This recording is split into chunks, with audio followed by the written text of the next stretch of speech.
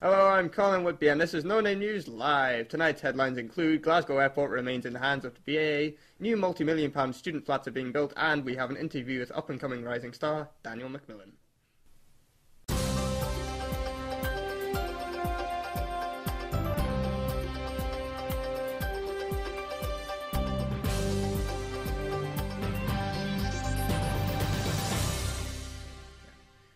Now for our main story. Business bosses and politicians in the Renfrewshire area are glad to hear that Glasgow Airport is in fact remaining in the hands of the BAA, its previous owners. Competition regulators have told BAA to sell either Glasgow Airport or Edinburgh Airport, and yesterday it was confirmed that the Capital's hub would be the one to go. And it was the continuing success of Glasgow Airport, which has seen constant rises in passenger numbers in recent months, that swung it in the eyes of the bosses. BAA Chief Executive Colin Matthews said, "Glasgow Airport has great opportunities for future growth and development, and we think BAA is well placed to build on its recent success." Since 2006, more than £60 million has been invested in improvements at the terminal in Paisley. These have included a £10 million international pier extension and a £31 million terminal extension. BAA said a further £200 million will be invested within the next 10 years. Work has begun on a new multi-million-pound student residence within the heart of Paisley town centre. The University of the West of Scotland's new £13.2 million student residences development in the heart of the town is one step closer following an official groundbreaking ceremony at the site where the new complex is to be built. The development, which will be built on the site of the university's Story Street car park and will see the creation of 336 bed spaces, is expected to be completed within August 2012. Now onto the weather with Jay Cartwright. Thanks, Colin. Few showers around today, but there'll be some bright spells too. Tomorrow's going to be a decent day. This is due to a ridge of high pressure pushing in. Well, as you can see, rain's been circling about in the west, more so in the Bishopston Land Bank area. This will continue into this evening, where we may see more prolonged periods of rain. It should ease off, however, tonight. Tonight we'll see some periods of ground frost, perhaps even a touch of fog and mist too. Tomorrow's going to be a decent day due to this ridge of high pressure. It'll be bright and sunny.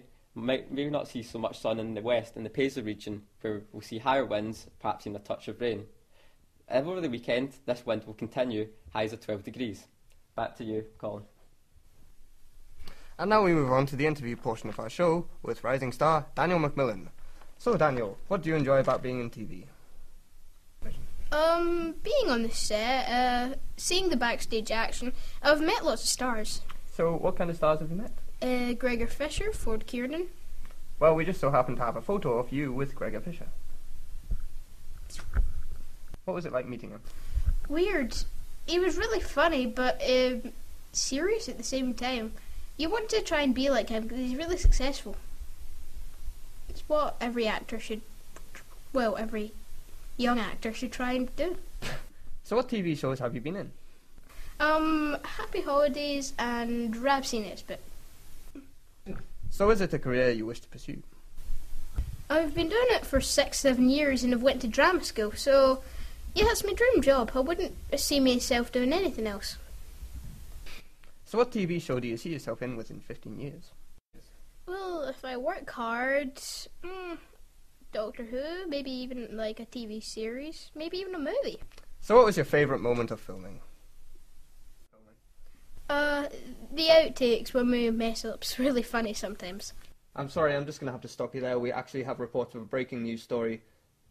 There is apparently a fire at the University of the West of Scotland. We actually have a reporter at the scene now.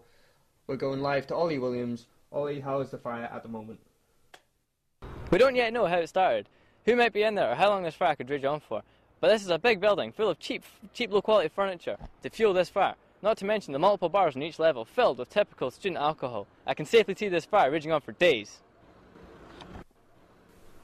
So what's been done to tackle the fire so far? There are still no signs of the emergency services. It looks like everyone in the area is just far too busy to call. Now, I'm not officially trained for these scenarios, but you can safely take my word for it that we can expect the deaths and casualties of the thousands who could be in there. Now, me and my brave cameraman Dave here are braving this intense heat to show you this powerful footage. The only question everyone is asking here is, who's responsible for this massive disaster? Now, this is the centre of Paisley, an area well known for its violence and vandalism, but we can't rule out the possibility of some sort of insurance fraud set up by university officials. So, Ollie, what's the next course of action? Later I'll be holding interviews with said university officials and local nets to see what happened here and pay our respects to the tragic lost souls of this cataclysmic disaster. Action. Thanks, Ollie. That's all we've got time for tonight, but join us again at 10 o'clock and we'll have more news as it happens. That's just me, Colin Whitby, signing off. Good night and Godspeed.